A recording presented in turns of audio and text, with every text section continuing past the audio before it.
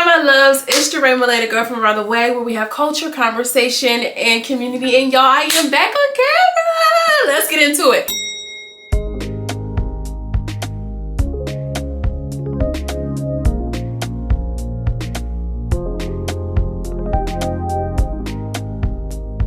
So I want to just say this here. I watch docu-series, I watch true crimes. Like, that is just what I'm into. That is what I enjoy. Me personally, if I am going to watch some TV, it's going to be a documentary. It's possibly going to be true crime. I've kind of backed away from true crime because, girl, my anxiety is just too much. But I wanted to watch this because I kind of saw a little bit of discourse about it. I didn't know for sure. I love a good neighbor story. And I'm like, you know what? Why not? Why the hell not? Right? I had some free time on the weekend. Now, before I hop into my commentary about this, I want to say one trigger warning that we're going to be talking about some real serious topics when it comes to discrimination, stand your ground, you know, people being unalived and things of that nature. So I want to just say that. Second thing I want to say is like the video. Okay, go ahead and like that video. All right, let's get it going, girl. I'm back into the algorithm. I don't care about nothing else. This is what I'm doing. This is what I'm focusing on right now. I saw a few TikTok videos talking about this was black trauma corn and everything like this. And while there are some elements to this, and I can see how that people can feel that way, right? The last time we really had this conversation, or this conversation came up, is when Hulu put out Us, I believe. The first season. That was because one, it was scripted, it was dramatized and everything like this. Sure that there were some elements of real historical facts as far as, you know, the white covenants, the redlining and things of that nature. But and however, there were some things where it was just like, damn, like cat in the bag. I still can't get over that. All right. If you don't know what I'm talking about, good for you. Don't go look it up. But I think that the story of The Perfect Neighbor is so different because this is real life. This happened in real time. AJ, or Ajike, I think that's how you pronounce it, was a real person. All right, she was a real person who was unalived because of a racist neighbor. Now, I want to talk about this in terms of like not so much of the story, the progression. The documentary itself was not a cinematic, you know, captivating moment. There were no confessionals. There were no interviews.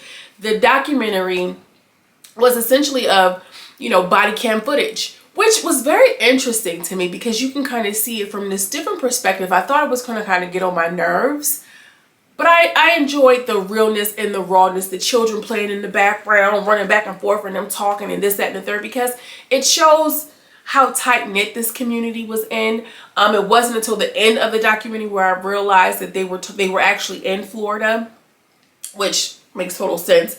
But then also too, it gave a different element to what is usually so buttoned up, what is usually so like straightforward, or not, maybe not straightforward, but it makes you think a little bit. This kind of was just in your face. You couldn't mistake what the guy was saying. Like, girl. So, you know, you really just had to be there. Like, it added a different element to what is usually just something that makes you think a little bit. Like, you feel like a true crime detective. Who do you think did it? Do you really think he pushed her down the steps, type of thing? This gave us a different feel, which I kind of appreciated. But I wanted to talk about how the stand your law ground, especially in states like Florida, which have been historically red states, very conservative, very MAGA country, very all of these different things. And people have a critique of this coming out during the time. Now, be very clear. Netflix understands what's going on. You think them people don't know when is a good time to drop one of these shows, when is a good time to license one of these films. They have rented these movies, you know, all different type of ways based on the season, based on Father's Day, all of these different things. They're very aware that now is a good time to put out more divisive content because the country and the nation itself is very divisive in certain places. And so now is a good time to kind of rage bait and then this, that, and the third. Now, I don't disagree with people saying and having that critique because perhaps that is an aspect. But I think it's important to have these stories told because if it had not been for this documentary, I would not have known about this woman, right? And I think it's important to say the people's name, to give the evil a name too. They want to talk about, they want to talk about, you know, critical race theory, and they want to talk about, oh, you know, they're educating your children to hate themselves and to this, that, and the third. But you can't mistake history. You cannot take away fact. that these people, some people are just stone cold killers. Do you understand what I'm saying? One of the things that stood out to me was the treatment of this woman who continued to call the police. They came every time. They never once treated her like a nuisance, even if it were like, you know, maybe not to her directly, maybe among themselves. They still gave her that white woman regard, that white woman treatment. They still did all of those things, you know, even when she's completely wrong, even when they don't feel like they absolutely agree with her. Another point I want to mention is the fact that, you know, white people who live among black people who maybe don't make enough money to where they can exclude themselves or segregate themselves even because they have the socioeconomic status to do so, are even more of a threat because, one, I gotta be around you niggas, and two, I'm mad that I'm on the same level as you. You hear what I'm saying? And Ajike, who was a mother of 4, who seemed, just based off of her children, you can always tell the quality of the woman based on how her children present. They were well spoken, they seemed well versed, they had an emotional intelligence, and just the raw emotion. They didn't curse, they said ASF. There were just so many telltale signs that she was really a good mother. Okay, she was a good mother. The fact that she waited for the police to come and she knew what it was going to give, because yeah, this is what happened, and this woman is a nuisance. Now, her whiteness was able to kind of buffer her terrible and poor behavior. You understand what I'm saying?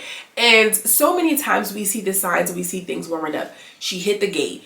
The people, she refused to go with them.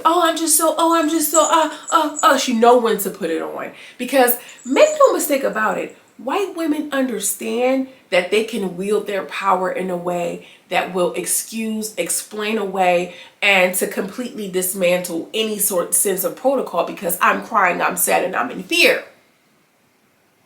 That it's like a book, like, you know, not even a book. You know, we talk about epigenetics a lot over here. That is ingrained in them. They understand that if I was just so afraid. I just ran through this man's, private property. Where was the reprimanding in that? Like, that was something to note. And this is why I think it's important too for law enforcement to have more training, not only on cultural awareness, but, you know, signs of mental health, signs of something not quite being right. You know, surely the lady definitely wasn't racist. She definitely wasn't racist. But there might have been some issues of mental health, some schizophrenia, some bipolar. And you mix those two things together, well, golly, okay, whoop-de-doo. You get circumstances and situations and tragedies. Right? They had the entire neighborhood complaining about this woman. An entire neighborhood of color, people of color, could not come up against this one older white woman who looked harmless. She's an older white woman. What are they gonna do? And this is why I want black women to be so very fucking for real when we're out here and we're navigating these worlds and we're navigating these spaces, to be in control of ourselves, because a white woman with no emotion can pull out a pew and unalive you, and they will usher her into the jail cell, usher her back home to get some belongings and pack a bag, and you laid down and you stretched out. Okay? And I think it's important for us to have the conversation, because think about the people who didn't make news. This didn't make national news. At least I didn't hear about this. This may probably make local news. And I think it's important for us to talk about, they want to hide their past, history and vitriol and hate. But it's still right here. It's right here in the Netflix documentary. Some people can watch this and feel like, this feeds both people. It feeds both sides of the coin, right? The Floridians who feel like, yeah, fuck that, I don't give a damn. But also can feed the black, yeah, I'm going to be upset and I'm going to be enraged. I want to feed and reshape this for the people who understand or are a little maybe confused about the players on the board, so you know how to maneuver in this world. So you know how to maneuver in this lifetime.